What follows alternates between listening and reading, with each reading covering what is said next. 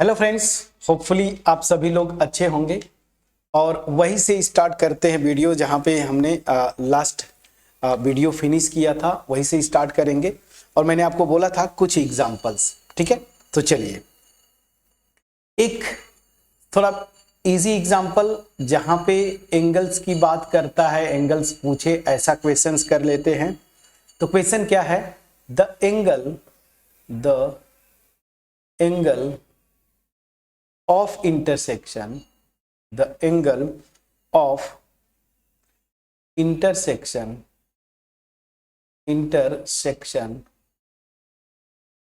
of the spheres अब दो spheres आपको लिख के देगा x square plus y square plus z square minus 2x minus 4y minus 6z plus 10 equal to 0 and दूसरा sphere x square plus y square plus z square minus 6x minus 2y minus 2z plus 2 this is equal to 0। ठीक है ना, एक बार please check करिएगा। ये question है, चलिए जो भी है अब मैं क्वेश्चन लिख दिया, अब निकालेंगे जो आंसर आएगा वो आंसर उस तरीके से हम डील करेंगे। अब चलिए सॉल्यूशन पे आते हैं। देखिए मैंने आपको क्या बोला था, फार्मूला यहां से ये दोनों फार्मूला मत लगाइए, जैसे ये तो ऑर्थोगोनैलिटी का कंडीशन है। मेन फार्मूला जब एंगल पूछे ये फार्मूला आपको याद करना है। तो हमें इसमें दोनों का सेंटर चाहिए, दोनों की रेडियाई चाहिए। तो चलिए सबसे पहले सेंटर निकालते हैं C1 पहले का। अब तो आप प्रैक्टिस में हैं, यहां से आ जाएगा 1, प्लीज चेक करिएगा, यहां से 2 और यहां से 3। अब जानते हैं फ्रेंड्स कंपेयर करके कैसे। अगर आप डायरेक्ट इसी वीडियो पे आ रहे हैं तो प्लीज आप बिल्कुल पीछे से आप स्पीयर्स का फर्स्ट चैप्टर से मतलब फर्स्ट वीडियो से देखते हुए आए, तो वहां पे हमने सब कुछ डिटेल में डिस्कस किया था, ठीक है ना। हाँ, यहाँ पे जो D1 होगा वो भी लिख लीजिए, जैसे पहले वाले स्पीयर के लिखते थे। ये D1 क्या है? 10 है। चलिए अब दूसरे स्पीयर के लिए बात करते हैं। सेंटर क्या हो जाएगा? यहां से देखिए 3 प्लीज चेक करिएगा, 1 प्लीज चेक करिए, फिर 1, ये हो गया। और D2 यहाँ पे दिया हुआ है 2। अब चलिए इसकी रेडियस पहले वाले की निकाल लीजिए। स्क्वायर रूट में UN स्क्वायर, सॉरी हाँ ठीक है, U square plus B square plus W square. तो इसको स्क्वायर करेंगे, देखिए 1, 2 का स्क्वायर 4, 3 का स्क्वायर 9 और माइनस 10, प्लीज चेक करिएगा। अब यहाँ पे देखिए 9 प्लस 10, तो ये 10 कैंसिल, 4 आ जाएगा, तो डायरेक्ट में कर दिया 2। देखिए 9 प्लस 1 10 और ये माइनस 10 कैंसिल, बचेगा 4, 2 आ गया।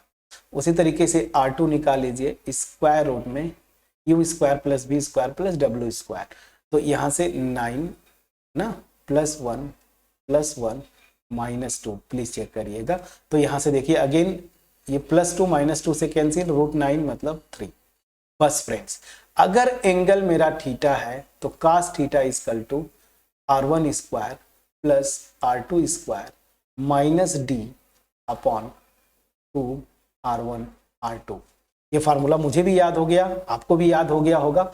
अब यहाँ से एक और चीज रह गया था जो हम लोग कैलकुलेट नहीं किए, दोनों के सेंटर्स के बीच का डिस्टेंस, प्लीज चेक करिएगा। ये नहीं निकाल पाए थे हम लोग। तो C1 C2 इसी को हम क्या बोलते थे? D। इस फार्मूले में दोनों के सेंटर्स के बीच का डिस्टेंस। तो चलिए स्क्वायर रूट में 3 माइनस 1 क्या होगा? 2, 2 का स्क्वायर 4 प्लस 1 माइनस 2 माइनस 1 उसका स्क्वायर 1 माइनस 3 माइनस 2 उसका स्क्वायर 4। तो 4 प्लस 4 8 प्लस 9 √9, और √9 की वैल्यू जो है आपकी कितनी आती है? 3। तो D की वैल्यू भी 3 आ गई। बस फटाफट रखिए, R1 square 2 square 4 plus R2 square 3 square 9 minus D square था फार्मूले में, ठीक है, माइनस D स्क्वायर, वो मैं जब D लिखा तभी समझ गया, थोड़ा मिस्टेक है, माइनस D स्क्वायर होता है।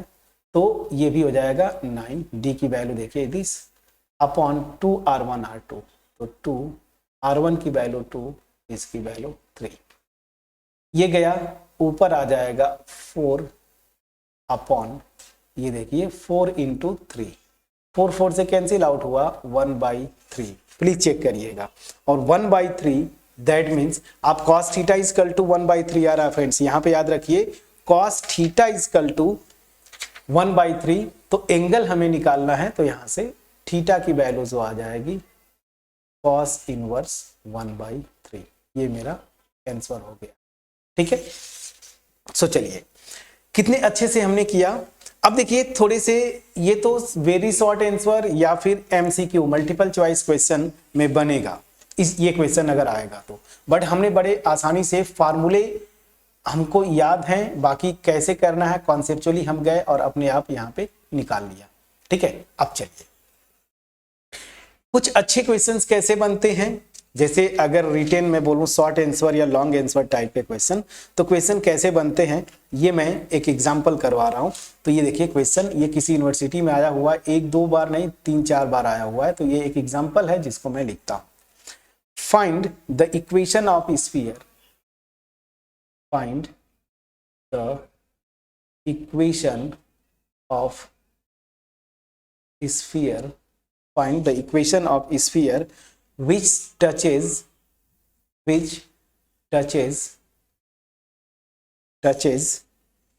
the plane 3x plus 2y minus z, this is equal to 0 at the point, बड़ा इंटरेस्टिंग है, at the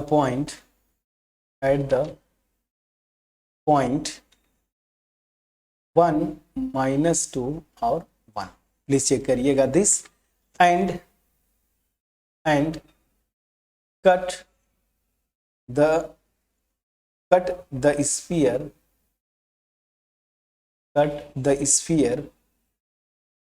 x square plus y square plus z square minus 4x plus 6y plus 4, this is equal to 0। ठीक है ना, this orthogonally cuts this orthogonally। अब ये question कई बार universities में आया हुआ है। अब चलिए इसका मैं सलूशन करवा देता हूं। इस क्वेश्चन को पहले समझना है, ठीक है ना, ये क्वेश्चन जो दिया हुआ है बड़ा इंपॉर्टेंट है, इसको समझना। देखिए जब भी क्वेश्चन दे एग्जाम में ना, तो आपको उसका कम से कम एक रफ स्केच जो है ना वो आपको ड्रॉ कर लेना जरूरी होता है, अदरवाइज फिर आप कंफ्यूजन में फंसे रह जाएंगे कि क्या करना है, कैसा इंफॉर्मेशन क्या।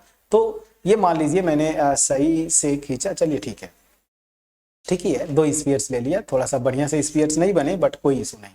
अब ध्यान दीजिए क्वेश्चन में जो बोला है, जो गिवन स्फीयर है ग्रीन वाला, ये वाला, ठीक है ना, और ये मेरा रिक्वायर्ड स्फीयर, मतलब इस स्फीयर का इक्वेशन निकालना है। मैं यहां पे लिख भी देता हूं, ये स्फीयर मेरा रिक्वायर्ड है, रिक्वायर्ड मतलब इसी का इक्वेशन निकालना है, और ये दिया हुआ है, स्फीयर ये दिया हुआ है ये वाला। अब इसके बारे में देखिए, इसका इक्वेशन निकालना है, तो स्फीयर का इक्वेशन निकालने के लिए हमें क्या क्या चाहिए, इसका सेंटर चाहिए और इसकी रेडियस चाहिए, यही ना फ्रेंड्स, इसकी सेंटर चाहिए और इसकी रेडियस चाहिए। तो चलिए सेंटर और रेडियस अगर इसका मैं निकाल दूं तो इसका इक्वेशन आ जाएगा। उसको निकालने के लिए 2 कंडीशंस दिया हुआ है। अब वो जो 2 कंडीशंस दिया ये बड़ा इंटरेस्टिंग है, इस पे जरा फोकस करते हैं। ध्यान दीजिए, यहां पे कोई एक पॉइंट है, पॉइंट क्या है 1, -2, देखिए मैं लिखता हूं 1, -2, 1, ये मेरा पॉइंट है जिसपे ये जो गिवन प्लेन है ना वो टेंजेंट है, मतलब ये टेंजेंट प्लेन है। ऐसे मैंने थोड़ा सा प्रॉपर नहीं खींच पाया, अच्छा ठीक है, टेंजेंट प्लेन इस पॉइंट पे खींचना है तो मैं अच्छे से खींच सकता हूं। ये देखिए, चलिए ऐसे खींच दिया, कोई इशू नहीं।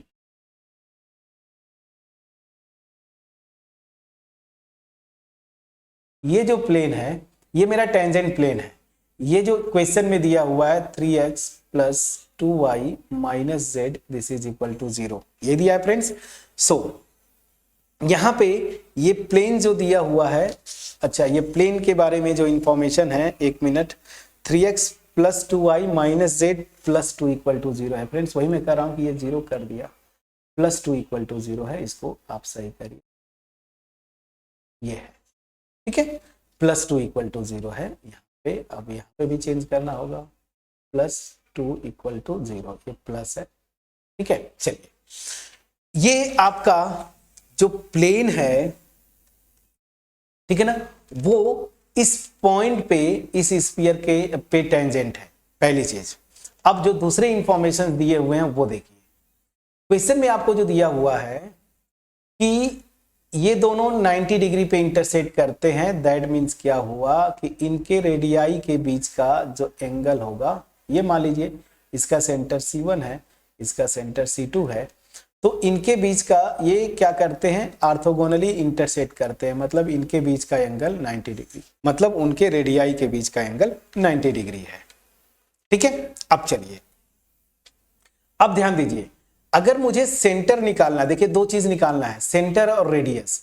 सेंटर, रेडियस तो यहां से ऑर्थोगोनलिटी वाले कंडीशन से निकल जाएगा, लेकिन रेडियस जब निकालना है तो ये जो मेरा पॉइंट था ना, जिसपे ये प्लेन टेंजेंट है, मैं क्या कर रहा हूं, उससे इस सेंटर को मिला दिया, ये देखिए इस सेंटर को मिला दिया, तो ये वाला जो होगा C1, मान लीजिए इसका नाम दे दिया P, इसका नाम दे दिया Q। Q जो मेरा पॉइंट है 1 माइनस 2 और 1, तो C1Q ये भी रेडियस होगा इसी स्फीयर का टेंजेंट प्लेन के कंडीशन से, और C1P भी, मतलब C1P तो रेडियस है ही, वो तो हम जानते हैं, और C1Q, ये देखिए C1Q ये भी मेरा क्या होगा, रेडियस होगा, कंडीशन फॉर टेंजेंसी या टेंजेंट प्लेन के कंडीशन से।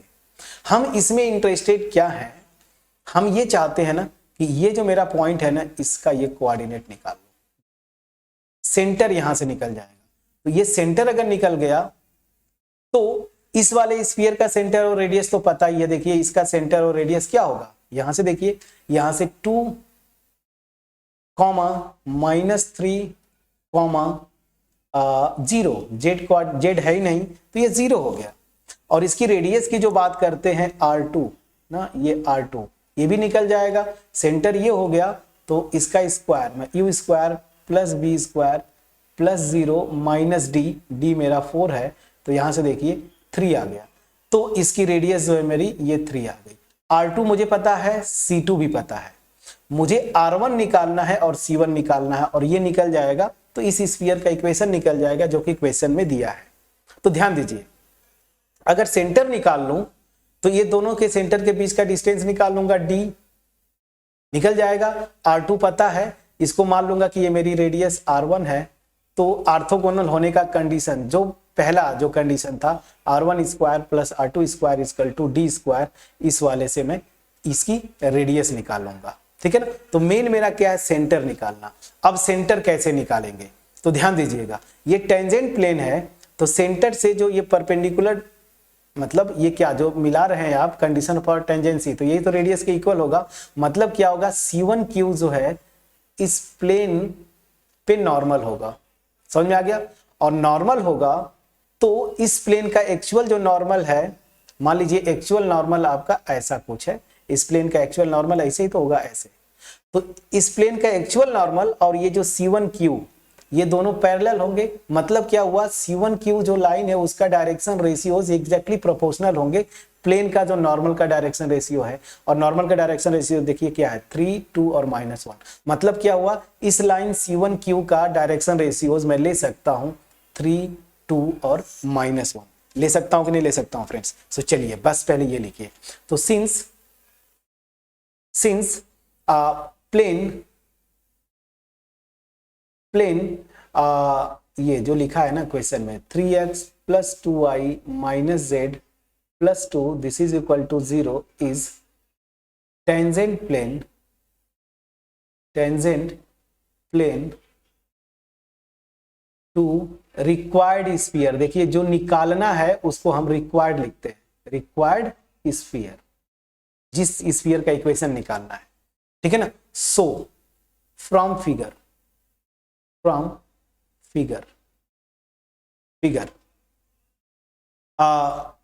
डायरेक्शन रेशियोज, डायरेक्शन या ऐसे मैं पूरा लिख दूं पहले।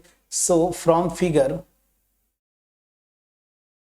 इसको इरेज करना, फ्रॉम फिगर, चलिए थोड़ा slow, from figure normal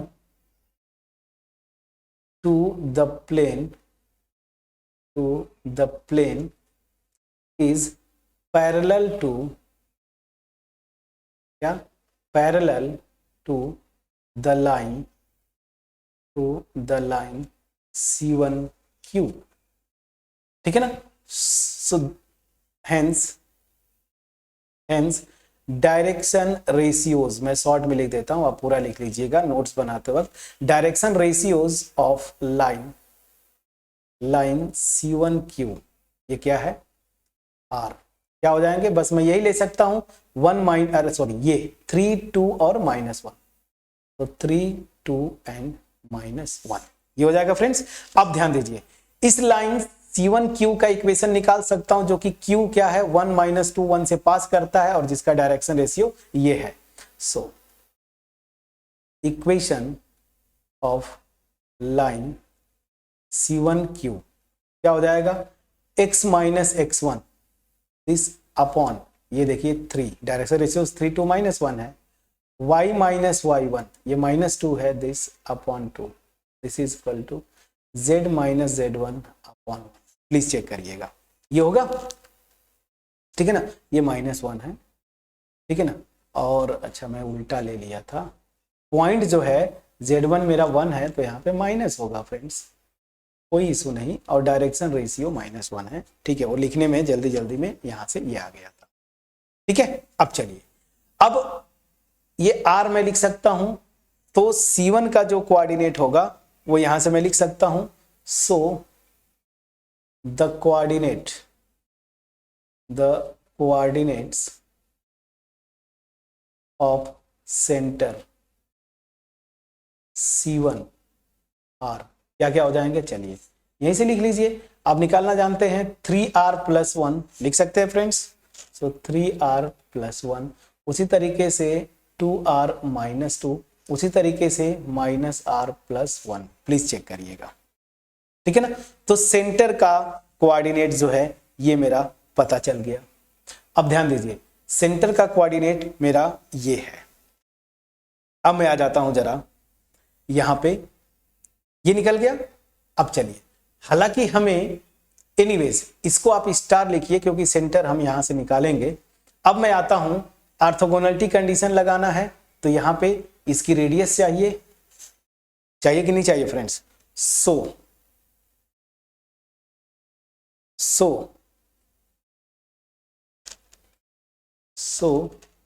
radius of required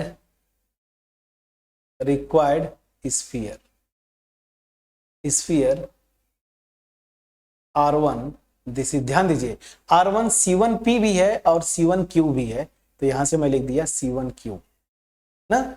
अब ये क्या होगा, इसका कोऑर्डिनेट पता चल गया C1 का, Q का कोऑर्डिनेट पता है, इन दोनों पॉइंट्स के बीच का डिस्टेंस का फार्मूला आप लगाएंगे, तो चलिए कितना हो जाएगा, इसको मान लीजिए x1 y1 z1, इसको x2 y2 z2, तो कितना हो जाएगा 3R + 1 है और ये -1, प्लीज चेक करिएगा, x2 - x1 whole square plus y2 - y1 2R - 2, और ये है तो इसको माइनस प्लस हो जाएगा, प्लीज चेक करिएगा, होल स्क्वायर प्लस z2 मेरा क्या है -R + 1 और -z2, तो ये हो जाएगा -1 इसका होल स्क्वायर, प्लीज चेक करिएगा। तो यहां से देखिए -1 - 1 से कैंसिल, 3R का स्क्वायर करेंगे 9R स्क्वायर, -2 - 2 से कैंसिल, इसको करेंगे 4R स्क्वायर, उसी तरीके से ये R स्क्वायर, सो 14R स्क्वायर आया। सो ये आ गया आपका स्क्वायर रूट में 14R स्क्वायर, तो ये मेरा आ जाएगा R√14, ठीक है। चलिए अल्टीमेट ध्यान दीजिए, यहां पे इसको लिख लीजिए डबल स्टार, देखिए जैसे ही मैं ये r निकालूंगा, इस वाले जो जिस सर्कल का सॉरी जिस स्फीयर का इक्वेशन निकालना है उसका सेंटर यहां से स्टार से निकल जाएगा और डबल स्टार से रेडियस निकल जाएगा, तो इसका इक्वेशन आ जाएगा। अब r निकालने के लिए ये ऑर्थोगोनैलिटी कंडीशन लगाना होगा। अब मैं आता हूं, radius of given sphere, given sphere क्या क्या है देखिए, वो मैं ऑलरेडी निकाल चुका हूं, यहां पे 3 है और सेंटर भी निकाल चुका हूं। तो this R2 is 3 and centre मैं C2 लिखा था, ये C2 क्या है वो भी ऑलरेडी मैं निकाल चुका हूं, 2 - 3, 0, 2 - 3, 0। प्लीज चेक करिएगा, ठीक है ना। अब ऑर्थोगोनल है तो ऑर्थोगोनल कंडीशन जो है अभी आपको मैं बताया था ये ना, तो ये रेडियस भी आ गया, दूसरे वाले का रेडियस भी निकाल लिया, सेंटर्स भी दोनों के आ गए, तो सेंटर्स के बीच का पहले डिस्टेंस निकालना होगा। So now D this is equal to C1 C2, इन दोनों के बीच का डिस्टेंस, तो एक का सेंटर तो मेरा ये है और दूसरे का सेंटर ये है, इनके बीच का डिस्टेंस तो 3r + 1, ये -2 इसका स्क्वायर प्लस 2r - 2, फिर माइनस माइनस +3 हो जाएगा इसका स्क्वायर, -r + 1 -0 इसका होल स्क्वायर आ जाएगा। तो चलिए बस अब मैं आपको बता दिया वही लिख रहा हूं। सो दिस विल बी, यहाँ पे था क्या है स्टार में 3r + 1 और यहाँ पे -2 ना, तो ये हो जाएगा 3r + 1 - 2 इसका होल स्क्वायर प्लस, उसी तरीके से मैंने लिखा था, आपको बताया था 2r - 2 है, प्लीज चेक करिए 2r - 2 और यहां से माइनस माइनस प्लस हो जाएगा 3, तो +3 का whole square plus Z2 -r + 1 है और ये तो 0 है, ये देखिए ये तो 0 है ना, Z1 नीचे वाला और Z2 जो है 0 है, तो क्या हो जाएगा, या Z2 उसको ले रहे हैं तो Z2 उसी को लीजिए, इसको मैं क्या ले रहा हूं Z1 मतलब x1 y1 z1, इसको x2 y2 z2, तो z2 ये है, z2 - z1 0, तो -r + 1 -r + 1 इसका होल स्क्वायर, वो 0 है तो दिस। अब इसको आप सिंप्लीफाई करिएगा, ठीक है ना। अब चलिए जब सिंप्लीफाई करेंगे तो क्या होगा, इसको भी आप देखिए, तो ये हो जाएगा 3r - 1 whole square, please check करिएगा, प्लस 2r + 1 इसका होल स्क्वायर और यहाँ पे प्लस -r + 1 इसका होल स्क्वायर। हमें डी स्क्वायर चाहिए तो डी स्क्वायर कर दीजिए, स्क्वायर रूट हटा दीजिए। अब यहाँ पे इसका स्क्वायर करेंगे 9r² + 1 - 6r और इसको करेंगे 4r² + 1 + 4r और यहाँ से करेंगे r² + 1 - 2r। बस अब आप सिंप्लीफाई कर लीजिए, देखिए यहाँ पे -6r, ठीक है ना, और देखिए r कहाँ कहाँ है, ये 4r आया, एक मिनट कहीं तो गड़बड़ हो गया क्या, यहाँ पे तो माइनस ही रहेगा ना फ्रेंड्स, हाँ ठीक है, तो यहाँ पे देखिए 4r - 6 -4r, प्लीज चेक करिएगा, ठीक है ना। यहाँ पे कुछ आपने मतलब आपको कैलकुलेशन चेक करना है और कैलकुलेशन में क्या आ रहा है उसको आप चेक करिएगा। तो यहाँ से एक बार आप देखिए, क्योंकि यहीं पे मेन कैलकुलेशन है और ये कैलकुलेशन आपको निकालना पड़ेगा, तो सेंटर के बीच का डिस्टेंस जो है कितना आ रहा है, पहले तो ये देखिए 9 + 4 13 और +1 14 r², ठीक है, और यहां से देखिए 1 + 1 2 प्लस ये 1 3, सो ये तो 3 आएगा। एक बार फिर से चेक करिए, नहीं यहाँ पे तो सब कुछ ठीक किया हमने, यहाँ पे गड़बड़ी क्या आ रही है, गड़बड़ी कैसे आ गई, प्लीज इसको आप चेक करिएगा।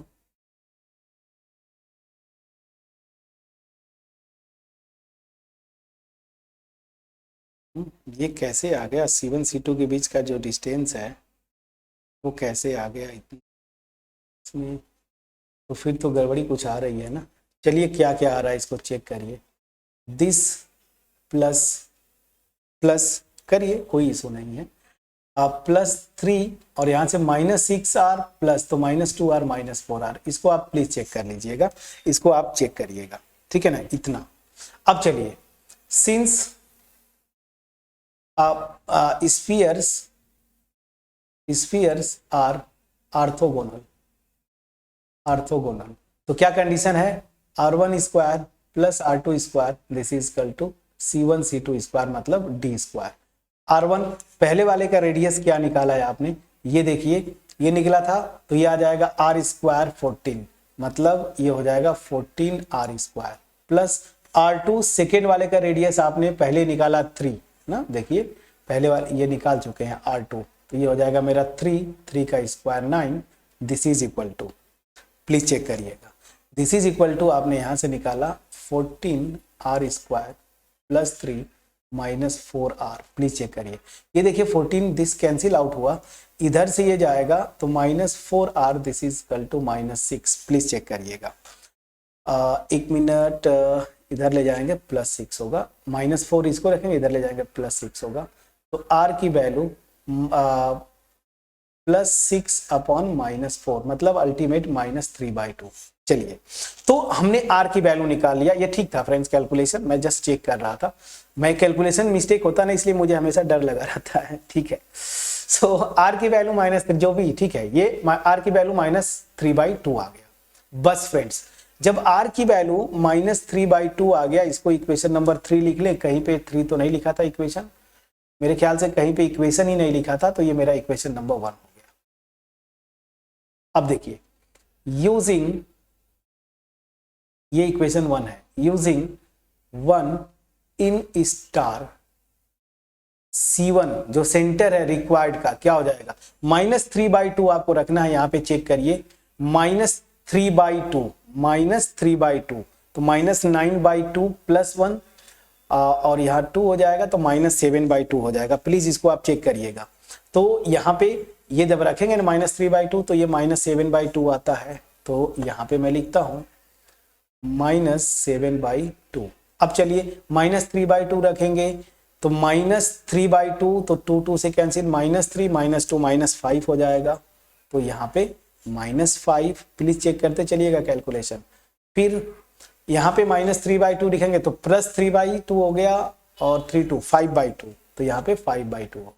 तो देखिए सेंटर मेरा आ गया this, and from double star R2 कितना था याद करिए, 14 ना, ये R√14 था ना, कहाँ गया कि R√14 था, हाँ ठीक है, देखिए R√14, सो R की वैल्यू -3/2 है, ठीक है ना, R की वैल्यू -3/2 है, सो रेडियस कभी निगेटिव तो होगी नहीं, तो इसको माइनस को प्लस कर दीजिए, 3/2√14। याद रखिए यहाँ माइनस नहीं रखेंगे, क्यों, माइनस रख देंगे तो रेडियस निगेटिव हो जाएगा ना, तो रेडियस तो आपका हमेशा मॉडुलस लगा देते हैं, तो 3/2 दिस। अब फ्रेंड्स, जिस स्फीयर का इक्वेशन निकालना है, सेंटर और रेडियस निकल गया, so equation of required sphere क्या हो जाएगा, चलिए सेंटर पता है, स्टैंडर्ड फॉर्म में x माइनस दिस, तो माइनस माइनस प्लस हो जाएगा, 7/2 whole square plus again y minus minus plus हो जाएगा this whole square plus z minus 5/2 whole square, this is equal to this, ये क्या हो जाएगा 9/4 इंटू 14 स्क्वायर होगा ना दिस, ठीक है ना। अब इसको आपको आप चाहें तो इतने लिख दीजिए, ये देखिए 2 से कैंसिल होगा, 2 7 जा और 2 2 जा, सो ये हो जाएगा 63/2। बस या तो आप यहीं पे छोड़ दीजिए, या इसको फर्दर आप सिंप्लीफाई करके आप लिख सकते हैं, वो आपका ड्यूटी है, ठीक है ना, वो आपका ड्यूटी है, आप इसको करके निकाल लीजिएगा। तो देखिए आंसर मेरा सीधे सीधे आपके सामने है, ठीक है, सीधे सीधे आपके सामने है, तो ये मेरा आंसर आया। अब चलिए, कोई भी डाउट होगा कमेंट सेक्शन में जरूर लिखिएगा, और तुरंत आप लिखेंगे, बाद में जब लिखते हैं तो मुश्किल होता है वापस आके आपको, अगर मैं वीडियो से सपोर्ट देना चाहता हूं तो मुश्किल हो जाता है, तुरंत आप लिखिएगा। इस क्वेश्चन को पहले समझिए, इस क्वेश्चन में दिया था ये रेड वाला जो प्लेन है इसका इक्वेशन, सॉरी स्फीयर है, इसका इक्वेशन निकालना है। और इस स्फीयर के बारे में इंफॉर्मेशन क्या है कि इस स्फीयर पे, इस पॉइंट पे ये जो प्लेन है ना टेंजेंट प्लेन है, और ये स्फीयर, ये जो एक स्फीयर और दिया है उसको ऑर्थोगोनली कट करता है। तो मुझे इस स्फीयर का अगर इक्वेशन निकालना है तो रेडियस और सेंटर चाहिए तो निकाल लूंगा। अब उसको निकालने के लिए हमने क्या किया, कॉन्सेप्ट लगाया, जो कि ये टेंजेंट प्लेन है, टेंजेंट प्लेन है तो सेंटर से परपेंडिकुलर ये जो लाइन ड्रॉ करता है रेडियस के इक्वल होता है, पहली चीज। और ये जो लाइन है C1Q जो गिवन प्लेन है उस पे नॉर्मल होगी टेंजेंसी के कंडीशन से। तो इस लाइन का पहले मैं इक्वेशन निकाल लूं, वहां से C1 का मतलब सेंटर का कोऑर्डिनेट निकाल लूंगा। तो इसका इक्वेशन निकालने के लिए पॉइंट तो दिया है 1 - 2 और 1, डायरेक्शन रेशियो कैसे निकालेंगे, तो ये लाइन जो एक्चुअल प्लेन है उसका जो नॉर्मल होगा ना उसके पैरेलल है। तो नॉर्मल का डायरेक्शन रेशियो देखिए क्या है 3, 2, -1, इस लाइन का भी वही हो जाएगा। देखिए ये, तो ये लाइन जो कि इस पॉइंट से पास करती है, डायरेक्शन रेशियो ये है, उसका इक्वेशन मैंने निकाल लिया। और निकालने के बाद जनरल पॉइंट का कोऑर्डिनेट ये, तो मैंने मान लिया कि इस सेंटर का कोऑर्डिनेट ये है। जब सेंटर का ये कोऑर्डिनेट हो गया तो इसकी रेडियस भी निकाल लूंगा। 2 पॉइंट्स, सेंटर का कोऑर्डिनेट मतलब C1, Q का कोऑर्डिनेट दिया है, 2 पॉइंट के बीच के डिस्टेंस के फार्मूला से रेडियस निकाल लिया। अब देखिए सेंटर और रेडियस दोनों निकल जाएंगे अगर मैं R निकाल लूं। अब R निकालने के लिए ही वो कंडीशन दिया था कि ये दोनों ऑर्थोगोनल है। ये सेंटर पता है।